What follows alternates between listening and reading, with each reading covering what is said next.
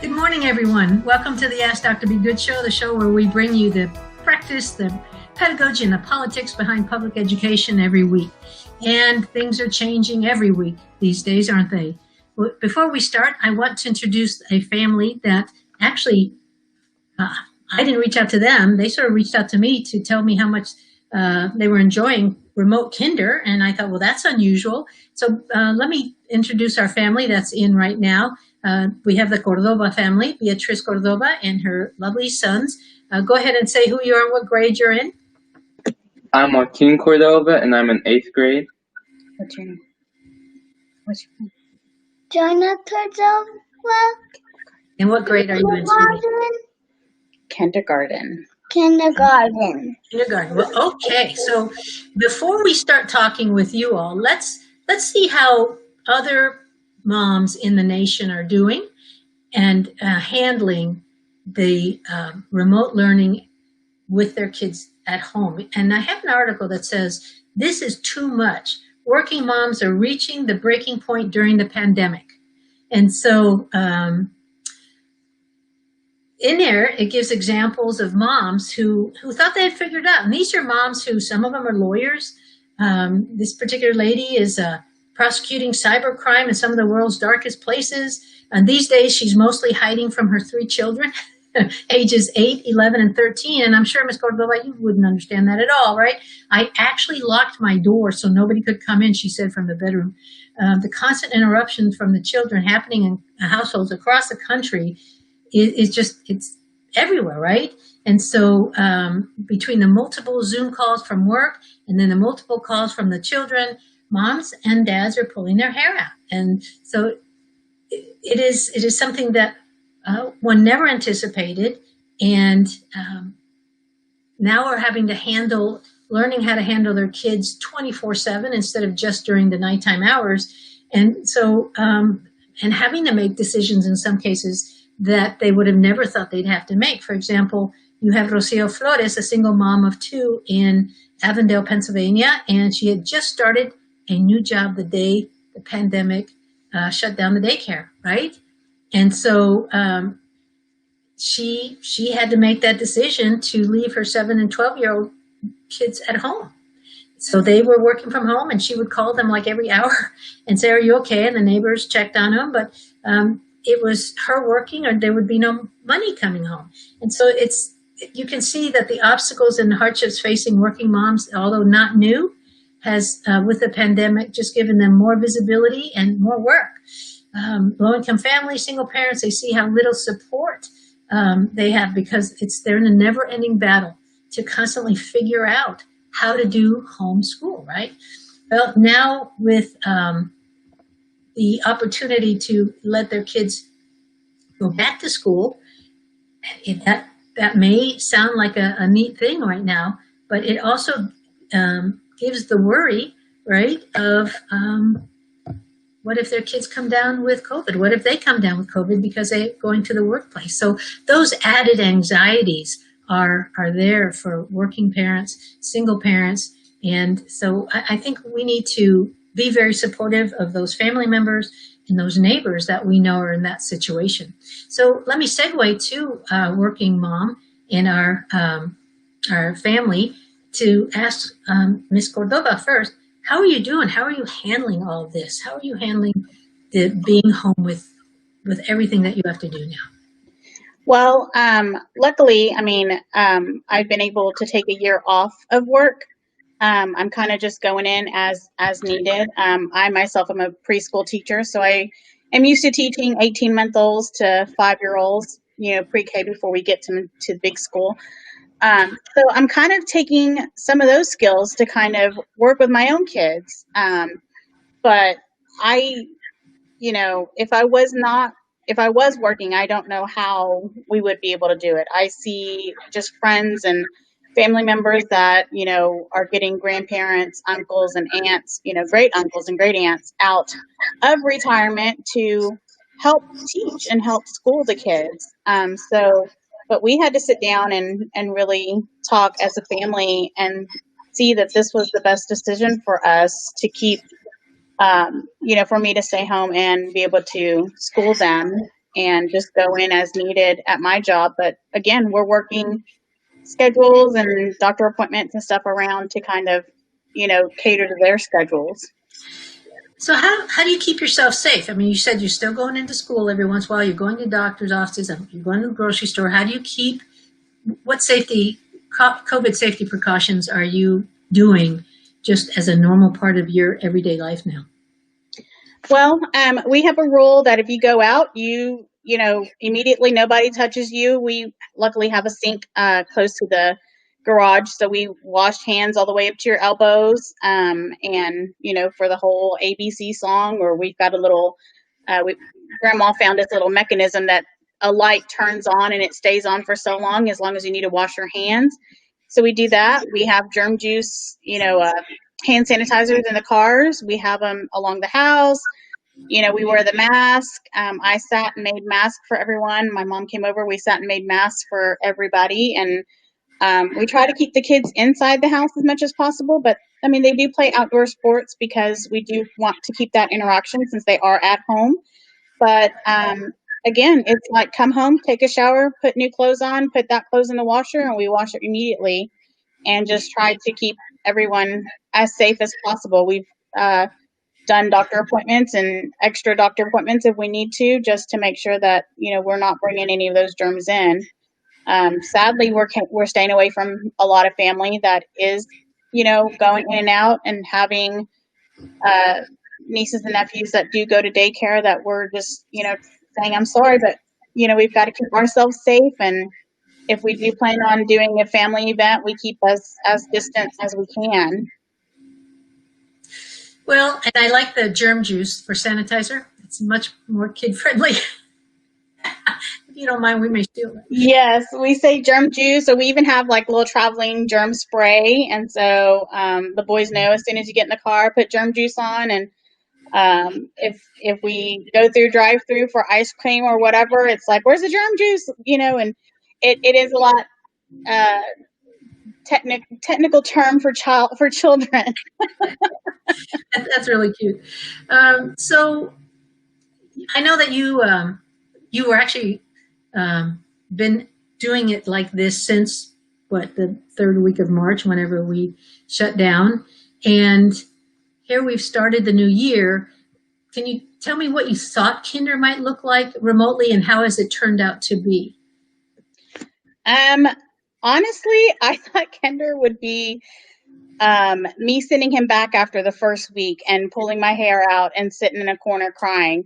And it's actually been a breeze. I will say, first of all, our Kinder team is amazing.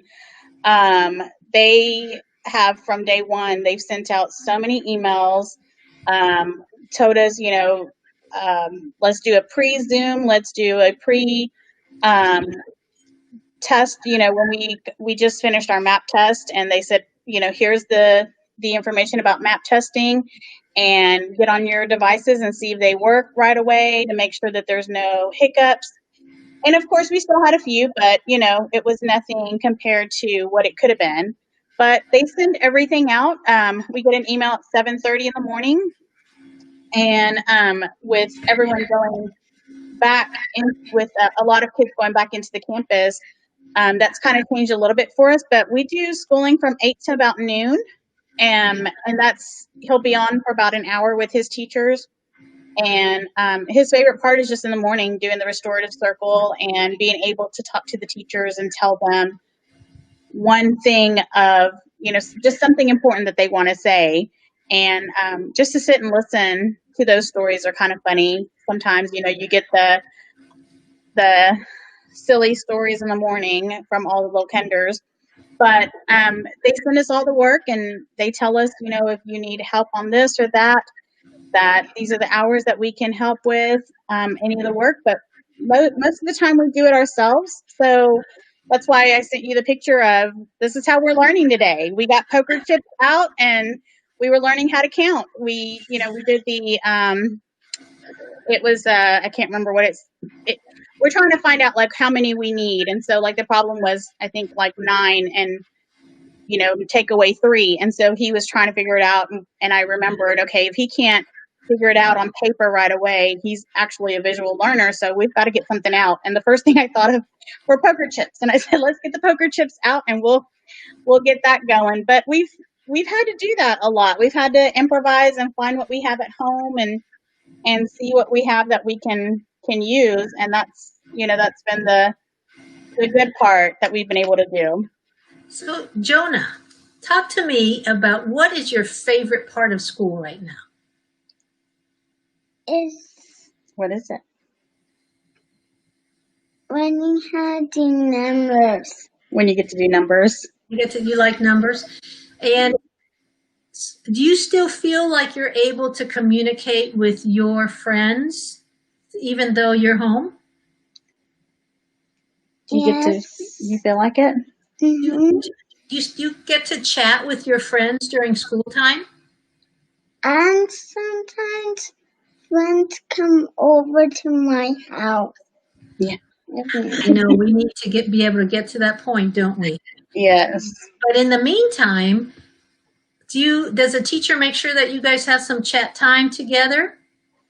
In the morning when you get to talk to your friends? Mm-hmm. And so what do you guys talk about? What are some fun things that you and your friends get to talk about? What did you tell your friends this morning?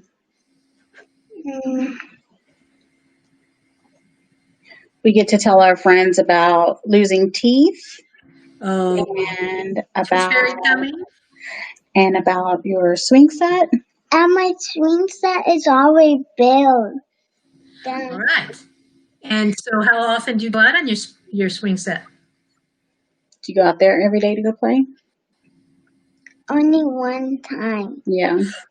We just built it, so he's gotten to it yesterday, and he'll get to it later today. But they're able to talk about everything. They're able to talk about, I know right now we're doing the stages of matter, and so they're able to say, well, we took water and we froze it, or we found out, juice is liquid, and we found out this. And so they talk about all that in the morning, and it's pretty comical because you have them all talking, and of course our kinder teachers are like, okay, that's great. They're understanding, of course. So what about actually learning to read? How is that happening? We use the program Epic through the teachers. They've gotten us on all of our programs that we're supposed to be using. Here at home, we're doing the sight words, and so I've taken index cards and just kind of written the word at, and then put, B in front of it, P in front of it, and just had him sit and try to read those. I know I looked up not too long ago, and I'm planning on doing that this weekend, is just writing the word on the actual object itself. That way they see the word and letter recognition. So taking a gallon of milk and writing out real big milk on it. That way he'll know what it is. You're a teacher at heart and in mind, because that's labeling, and that's what teachers do around the classroom, right? And right. Doing that now in your home classroom. Yes. So definitely, if he's not reading yet, and I'm sure he probably is, he's going to be even more, reading at a higher rate because you are so involved. And so I love the fact that you have gleefully sort of embraced this, because last week we had on a teacher who admitted that she had to make a mental change of acceptance to the remote and face-to-face setting, to doing that at the same time. Did you feel like you had to go through that as well as a parent at home? Yes, because, as a parent, you just assume, okay, well, they're going to get it, right? Like the teacher said, they're going to learn how to read. So they'll be reading by October, right? Or November, like it's just going to be done. And I had to realize and take a step back and say, okay, we might be doing a worksheet or we might be doing a program, but what is he really getting out of it? If I'm not sitting there and reinforcing it and talking to him about it, what is he really understanding? When that's what the teacher would be doing in the classroom. She would be asking and making sure that they all understand. Well, it's easy to put them in front of a laptop or in front of a program and say, okay, here, do this. But are they retaining it? Are they retaining that information? So I had to stop being mommy and go back to teacher mode and say, okay, this is what we've got to do, even though usually my teaching stops at 4.5, 5 years old, we've had to resort to continuing it and just doing it with my own kids. So what I'm hearing is that an even greater partnership has occurred, sort of it's developed organically. Right. You're stepping in and making sure that the final connections are being made. So that's fantastic. Your child will, of course, benefit from that. My message to parents who are listening is you may have to do that for now. And some are going to think, I don't want to do that. I'm not a teacher. But this is not about whether you are a teacher at heart. This is about making sure your kids are making those final connections to the learning. And if you've got a child who needs that extra parental push in the way of finding manipulatives, in the way of sitting down together and talking about it and reflecting over the instruction, then that's what you just have to do. That's what I'm hearing from you. So now let's sort of turn to our middle schooler. And Joaquin, talk a little bit about your remote instruction these last 6 weeks that you've been in school. They've been really clear. The teachers have been doing their best to communicate with us as students, but also been trying to implement more kind of equal grounds. Like they treat us more as equals now. Oh, tell me more about that. Well, they mainly they're like, okay, guys, instead of I'd say a little while ago, they would be like, students, listen up, we're reading, da da da. But now they're more kind of, okay, guys, let's get on this real quick. I mean, they're mainly talking more casual, like we're getting a better connection. I find that fascinating.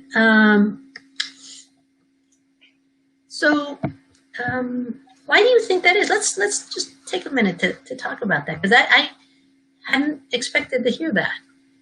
You feel a different type of teacher-student relationship now? Huh. Because, I mean, it's more casual, because usually in school, it's, okay, you're the teacher, you're in charge, we're the students, we're meant to listen to you.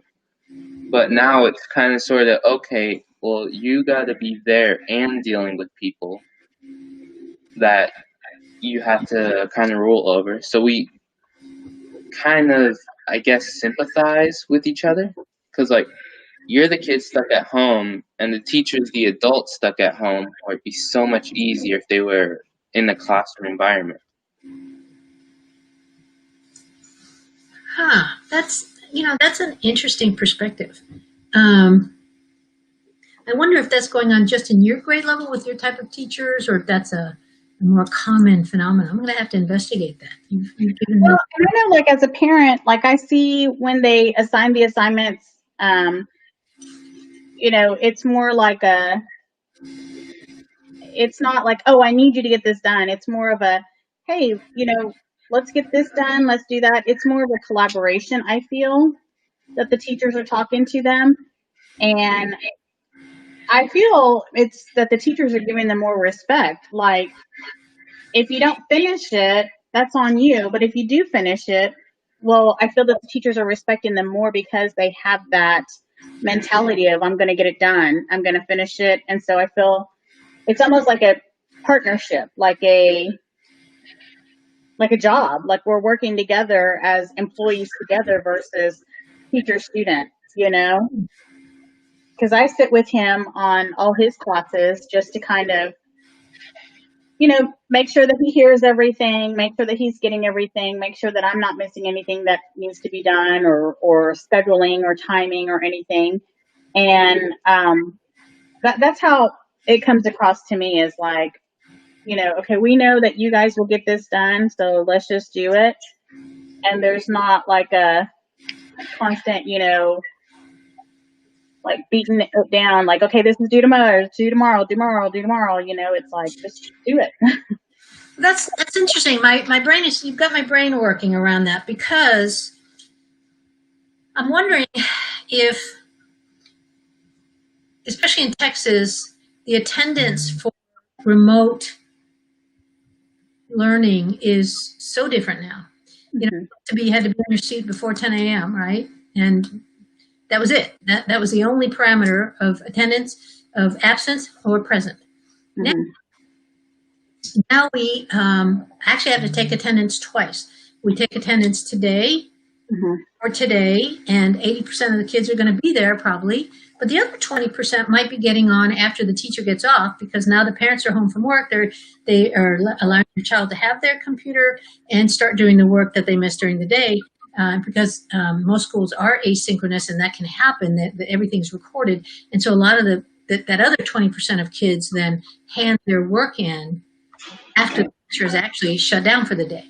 And so has to go back the next day and take attendance again for the day before, for the night before, after, he or she's done.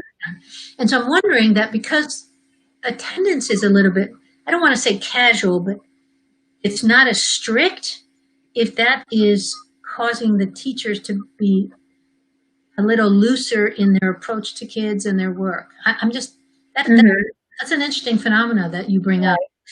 So Joaquin, how do you view remote learning versus in the classroom? What do you miss most of? Well, answer that one first. What do you? I'd say remote learning is a little bit easier than in a classroom, because you don't have the usual distractions. You don't have the usual groups that are like, oh, I don't want to do this, you do this. And then group collaborations are very much easier than usually in a school. To me, the only thing I'd say is extremely different is not having the teacher there to actually ask the questions. Like, some of them will say, oh, email me any questions, and then respond a day later, of which I've already figured out what I asked. So they have pros and cons. So what do you miss most about face-to-face? Really, I'd say just having a normal conversation. Because, here and there, the teachers in their meetings will let us have casual time, like a minute or two, to talk to each other. But, we don't really talk. We just type in what we're going to say. And just kind of feels hollow. So I guess because you know that you're being overheard, maybe. You're being overheard by a teacher, possibly your parents, so it's hard to be totally open with your buddies. You're certainly not going to talk about liking a certain girl in the class because you know the teacher's listening and the parents listening, right? Like you might have, right? And not that I'm saying that you do that, but that I think is a good example. That casual conversation that kids have when they think no adult is listening is, is missing, right? So that's interesting. You use the word hollow. And is that where most of your conversation with kids happen, is in the chat box? Usually, yes. That's interesting. I know that you're in the GT program. How are they meeting your needs that way? Well, usually it was already kind of more online during GT class, like the usual rotation. We take a portion of rotations and we just be on our laptops the whole time to solve a problem. So it really hasn't changed that way. If anything, it's become a little bit more brief than before. Do you need more of it? Not really. It is challenging enough, but at the same time, it's kind of brief, but I can understand that. Well, everything's evolving, and thanks for your understanding on that. No school district has this figured out completely yet, except maybe the one virtual school that's been doing this for 20 years. There's one in Texas, and they probably have it figured out, although probably they're doing more traditional school, not PBL.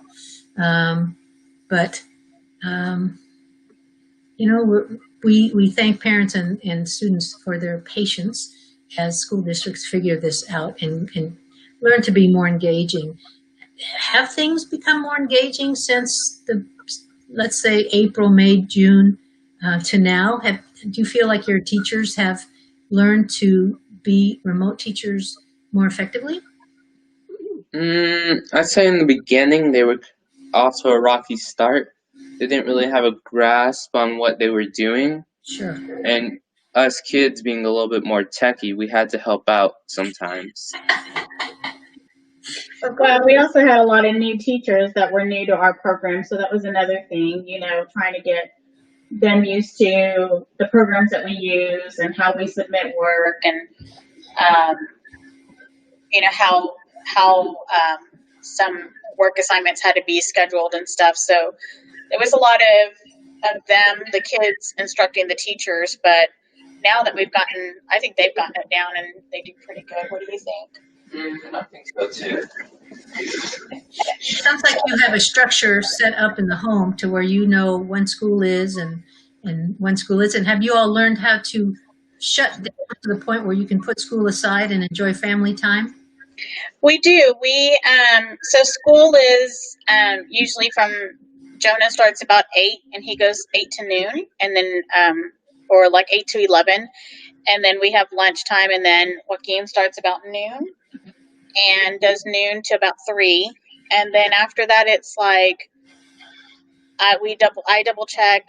We sit and we double check everything that he has and any assignments he needs to do, anything he needs help with. We kind of sit and do that, and then it's kind of like, okay, we're done.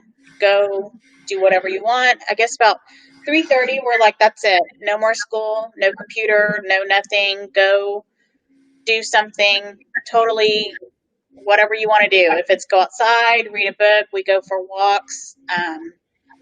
Sometimes we just go in our room and just decompress, just turn everything off and just lay in our beds for a while and just relax for a good, 20, 30 minutes. And then there's the occasional game night and movie night. And so all of these things that you're mentioning, are these sort of new habits that evolved out of COVID shutdown? I mean, did you all do all that stuff before, or is that something that's developed organically because of the shutdown? Because of the shutdown, we take a lot more walks. We, like Jonah said, he got a new swing set. So if that's taken us, off and on about a week to build, but he's, been loving that. Joaquin goes outside and practices soccer. We, just enjoy a little bit more time. We do have added game nights and movie nights to where we can do that as a family, because you can't go to movie theaters. And my thing is, if we're not going to school, like in a building, we're not going to go bowling, and we're not going to go watch TV, and we're not going to go to a movie. We're not going to go to a place that you would normally go to get entertainment and stuff. So we try to do as much as we can here, and free stuff that we can. Okay. Well, before I say thank you and let you go, I wanted to touch base with you on an article that's Homework and Study Habits, Tips for Kids and Teenagers. And I wanted to see if there was anything new in here, and see if because I'm always all about the learning, right? And so let's see what they're saying that are good study tips, especially for teenagers, because there's not always a lot of articles written about teenagers. So turn off the TV. Mm-hmm. It says, make a house rule depending on the location on the screen. When it's study time, no TV time. So is that pretty much what you guys do? Yes, we have no TV. Occasionally we'll have music on, just a soft music, but no TV at all. What about other devices besides the TV? Like besides your computer, do you have music? You said music running in the background. Sometimes we'll have music going on, and that's really it. We don't have anything else on. I mean, Joaquin has to use his computer, so he'll have that on when he's doing schooling. Cell phones, we don't use them while we're doing schooling. Jonah uses his tablet for a lot of his stuff that he has to do. All of his programs are on his tablet. But as far as electronics and stuff, we try to keep those away. We try to keep everything away and just focus on schooling, because they wouldn't have it at school. Yeah. Do you designate a certain area for study time and homework time? Yes. And are you consistent? It says consistency is a critical factor in academic success. Yes. So they have, we've converted our dining room area into their schooling area. And so that's kind of it. They know laptops laptops stay there. They get charged there. We kind of joke because Jonah will forget to plug in his iPad and we're like, you're not trying to skip school, are you? So we make sure, that's our nightly routine. We make sure everybody has everything charged. Pens and pencils are in their station where they need to be. Each boy has a notebook that is right next to their tablet or computer. That way they're ready to write notes or anything. Sticky pads are there, colors, markers, the whole works is there for them. So, do you and how much homework are the kids getting? Because there's a lot of research out there that homework is not necessarily helpful. Right? Mhm. It's a lot of times we have to give homework because parents demand homework because Right. they Yeah. left over from the old days that if they had homework, their kids need to have homework. But in fact, Right. Yeah. homework is really not all that, except for maybe reading to your kids. Mhm. Great homework, or your kids reading to you. But are you all finding that homework is not a huge issue anymore? It really isn't. Between class time and our time that we're focused on, getting our schooling done, we really aren't having any homework. And if there's anything that Joaquin is not understanding, then if I can't help him, then because I'm able to help him to a certain point with math. And then after that, we go to dad. Yeah, I totally get that. I would never want to So just have to take that 6th grade STAR test. Math test. no. So yeah, we'll wait for dad to finish work about 5, and then he gives Joaquin about 30 minutes of his time to kind of help if any math problems arise. Now Jonah, he has a little bit of homework, mainly just Chinese. Daddy likes to do different languages, so we give dad Chinese homework. So they do that, but other than that, they really don't have any homework. Now all day long we will ask to read a certain book or to at least read for a certain amount of time. Mm-hmm. And that's a great practice. That's just something good to do. I mean, right. Yeah, and we've done it since Joaquin's been little, so it's not like it's a chore for him anymore, This one says, teach your child that studying is more than just doing homework assignments. One of the most misunderstood aspects of schoolwork is the difference between studying and doing homework. Encourage your child to do things such as take notes as he or she's reading a chapter, learn to skim material, learn to study tables and charts, learn to summarize what he or she has read in his or her own words, learn to make his or her own flashcards for a quick review of dates, formulas, spelling words, etc. Because note taking is a critical skill and needs to be developed. So is there an emphasis on that? You guys are pretty good at that? We are, but I feel like we're also we'll ask, we still do what have you learned today at school?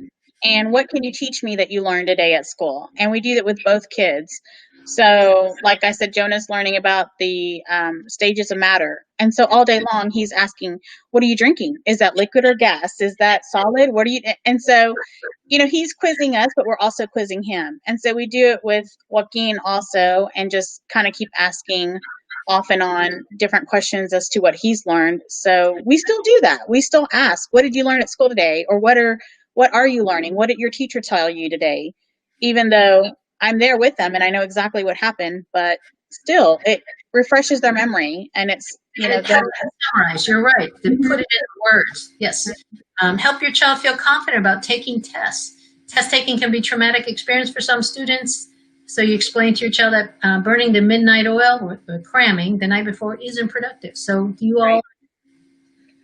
We tell them test or test, and that's it. It's just, you just got to answer so many questions, and that's all. And we make it as comfortable. Now, with MAPS tests, we were able to have them a little bit more comfortable. We made sure that they had their glass of water when they needed it, so we put a glass of water near them and had a few little snacks, and especially for Joaquin, because I know his test would take longer.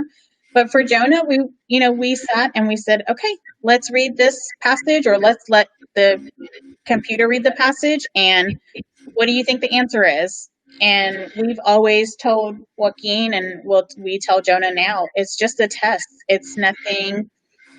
It's nothing serious. Your grades are going to show, and your teacher knows what you know, and a test is a test.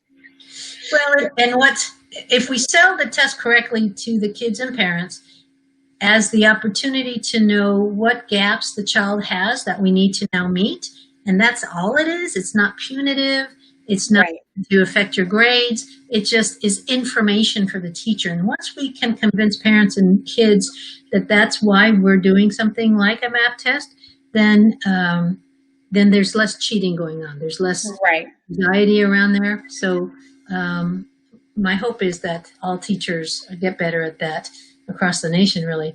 During a homework session, watch for frustration because, and you may have heard me say that it's good for kids to be uncomfortable around their instruction, because if they're too comfortable, that means they're too bored. They already know it, and they're not learning anything. But uncomfortable versus frustrated because they just can't move on to the next step is, the thing for parents to be on the lookout for. And what's the best way to handle report cards? So to save shocks and upsets from time to time, discuss how things are going at school with your child. You can say something casual like, how did the math test go? How did you do on the history report? How's your science project coming along? Do you need any help? And I'll add to that, and that the technology has given us the opportunity to have parents in those grade portals every week. If yes, I'm in it every day. I mean, I look at his almost every day, and I ask him, how come this hasn't been graded? And he shows me it's completed. It was submitted. Look, it was submitted it says here. And I'll tell him, okay. And he says, Mom, please give my teacher a few days to grade it. Please, I promise I submitted it. She doesn't back down until she sees the grade. He's an advocate for his teachers. That's great. I love it. Oh, he knows. He but I do love that. I do love that I have that access that I can say, okay, did you, like today, did you submit your attendance? Did you turn in what you needed to turn in? But again, we have the teachers that are sending them a very quick hangout. Hey, I know y'all did map tests today, but don't forget to do your attendance. And it's just a really quick reminder. And so I think our hardest thing is getting him every day to check his email. Just check your email, double check, make sure you don't have any messages or any hangouts or anything. So, but we do have that ability to look at our kids' schedules and our grades and report cards. So we're not shocked at the end. Well, and that's the thing that I encourage all parents across the country to take advantage of what everybody now has, and that is grade portals to have what, in my perfect world, every parent would sit down with their child on, let's say, Saturday morning, Sunday afternoon, and say, let's look at what's happened last week. And that's the conversation. I see some missing work here. Well, in the remote world, now you can, like Joaquin does to you, he shows you he's uploaded it. It just hasn't been graded yet.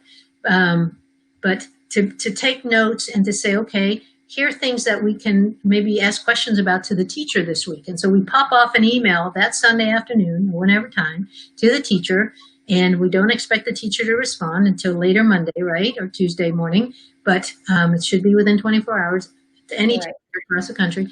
And so that ongoing conversation keeps that shocked progress report grade or 6-week or 9-week report card grade from just being so uncomfortable, right? That it ruins the day. It should never get to that point. No, it shouldn't. No, and if parents would do that, it would make all the difference in the world. Yes. So, okay. Well, I thank you. You have, I think, set a standard for parents to check on and say, have we reached this point that we could go on Dr. Good's podcast and speak this knowledgeably about remote learning and about effectively doing remote learning at home. And I think we'll see at the 9-week report card how well I did. I have a feeling that's no surprise there. Fingers crossed I passed kindergarten and 8th grade, 9 weeks. I'm sure you're doing fine, Mom. It sounds like your boys are very lucky to have you there to be their at-home teacher. So. Well, thanks. And I couldn't do it without the teachers that they have. I mean, if they didn't have their teachers that have been pushing them and just the school itself, you know. Yeah. Well, again, we thank you for being on. Thanks, guys. Now it's time for your brain break, right? Yes. All right, guys. Later. Thank you. Bye. So as they leave us, I want to turn the conversation around to health. And the reason I'm doing that is because I'm always concerned with the health of our parents, of our students, and of our staff. And one of the articles that came out today was that they have found that sugar just has a huge, huge impact on the immune system, and that many of us don't realize how much sugar we're intaking, and that only 6% of our daily intake should have sugar in it. And yet between cereals and pastries, bread, a lot of our breakfast foods, our lunch foods contain way too much sugar, and oftentimes leads to the percent of sugar intake on a daily basis becoming closer to 50, 60%. And so putting parents on alert that we need to make sure that we read the back of packages, that we consider moving away from cereals and pastries, and that we look at the breads and just any type of processed food that we're considering giving our family. It's just a critical part of our everyday world now.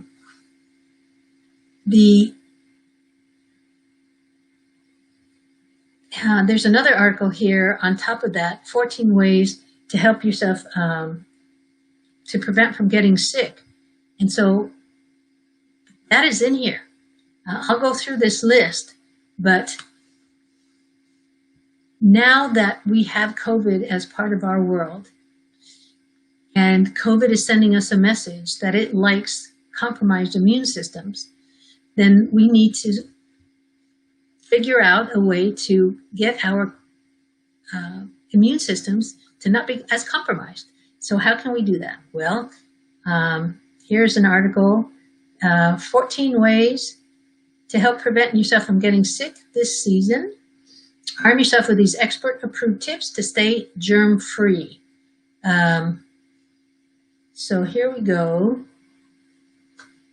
You know the basic steps to avoid getting sick: washing your hands often and for 20 seconds at each time, keeping your distance from anyone coughing or sneezing up a storm, maybe even opting for an elbow bump instead of a handshake during cold and flu season and when COVID is prevalent in your area. But your job of protecting yourself against foreign invaders goes well beyond defensive strategies.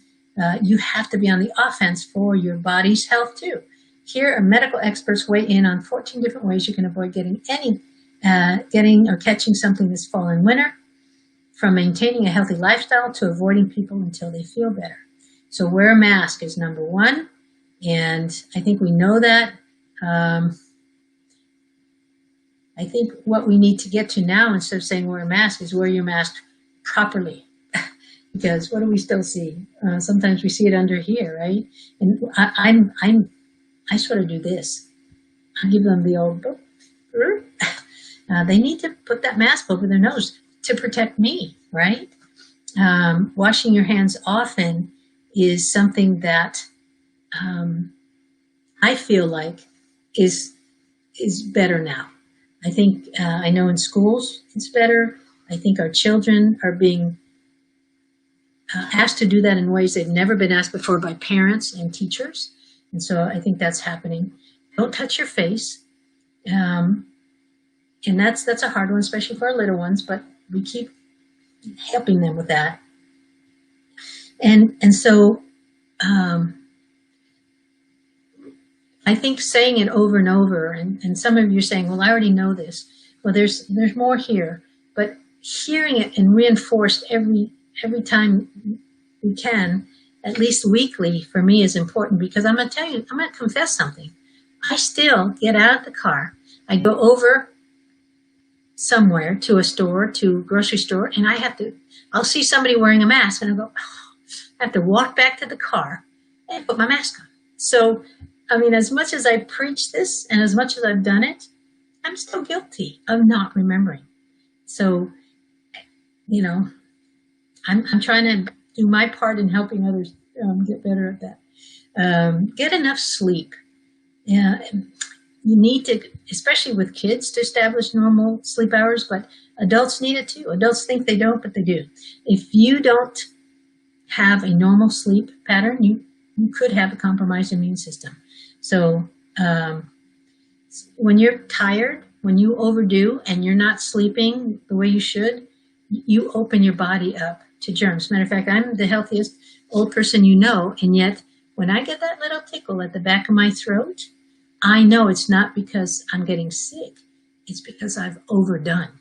And when I overdo, I'm opening myself up to germ warfare.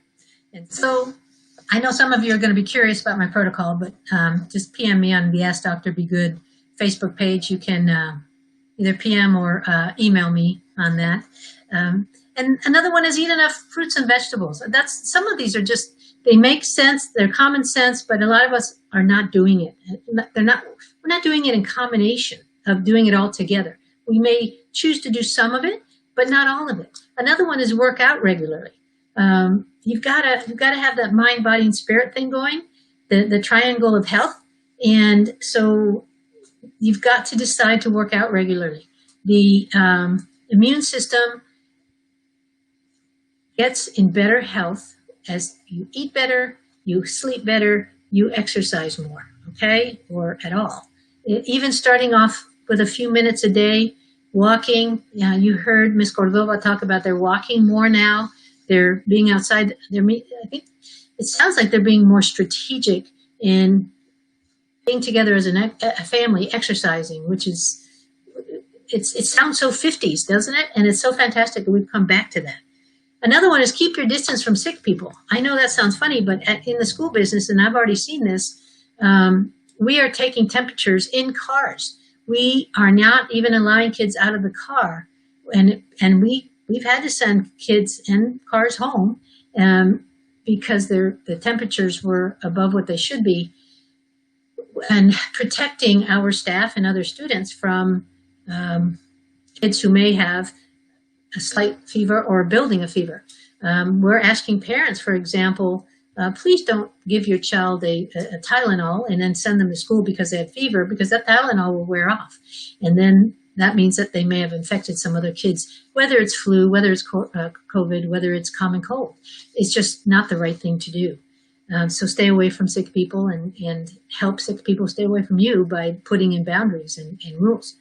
Hand sanitizer, keep hand sanitizer. You heard Ms. Cordova talk about, she keeps hand sanitizer in the car and at home and here and there. And so that's, when you can't wash your hands, sanitize with the germ juice. I love that term. And another one is quit smoking already. We know that COVID impacts the lungs. It just does. We had a student who had COVID weeks ago, months ago, but because he's obese, his lungs were impacted, and now any type of exercise, and he's wheezing and just not able to catch his breath. And so making sure that we get the weight off, we stop smoking, and take care of ourselves. That's part of it. And here's another one, and this is especially at school. We stopped this years ago, but kids were still trying to do it. Now they're socially distanced while they eat, so they really can't do it, and that is don't share food with others. That double dipping thing, you know, adults have I've been pretty good about that. We make jokes at the Mexican restaurant about, hey, don't double dip your chips, right, in the salsa. But this is where it's just even more important. Here's one that you may not know. Ditch your cloth purse. Her purse picks up germs like we do, says Joseph Brasco, MD, author of The Great Physician's RX for Colds and Flus and Tells Health, so that you could be reinfecting yourself every time you pick up your handbag. That's a new one, right? His suggestion, put away your cloth purse during the winter months and carry one made of easier to wipe down vinyl or leather. And keep a positive attitude. That's a huge one. If you're not doing mindfulness, if you're not doing reflections, if you're not doing meditations, you might consider moving towards that, because that does boost your immune system. So it says, new research has found that happiness may help you fight off cold and flu germs. Karl Charnetsky, MD, professor of psychology at Wilkes University, found sex, positive thinking, playing with a pet, and other pleasurable behaviors boost your immune system and makes it harder for viruses to stick. Keep others healthy too, so that if by chance you get the flu or the COVID or the common cold, you cough into your crook of your elbow, you sneeze into the crook of your elbow until you get yourself home, because you're not going to be staying out there infecting people, and you don't want to be sneezing in a mask, right? Oof. So stay home. And so just there's all of these reminders. There's a one that came out this morning, and it's really important. They have found a tie between D3, the taking of the D3 supplement, and increasing the immune system, especially for people of color. And so that was so important that I posted that on our school website, on our Facebook page. And I think that it's important that we all understand that there are ways that we can add an opportunity to be healthier through simple vitamins that are known to be better for us. So here you have a whole study on D3 and its impact on people of color and their health. So if you want to know more about that, go to the Askdrbgood website and read all about it. We're coming into an end of our show. It's a fast one. It always is. I'm always amazed by how quickly the time goes. But as a reminder, this is the Ask Dr. Be Good show, the show where we bring you the opportunity to listen to the latest on what's impacting kids, what's impacting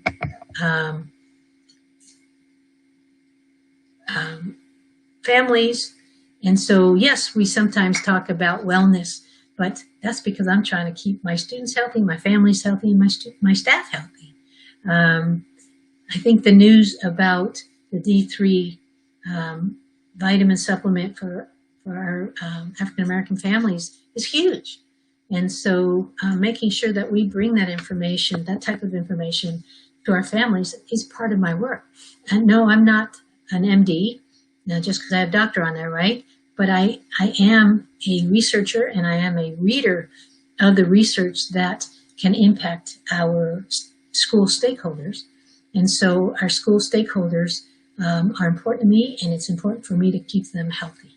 So forgive my constant talking about wellness, but a sense of urgency to keep you all healthy drives me.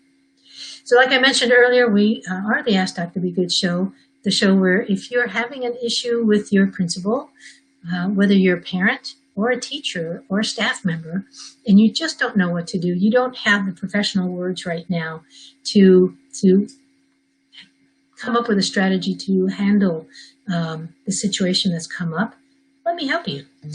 You just have to go to either the Ask Dr. Be Good app, which is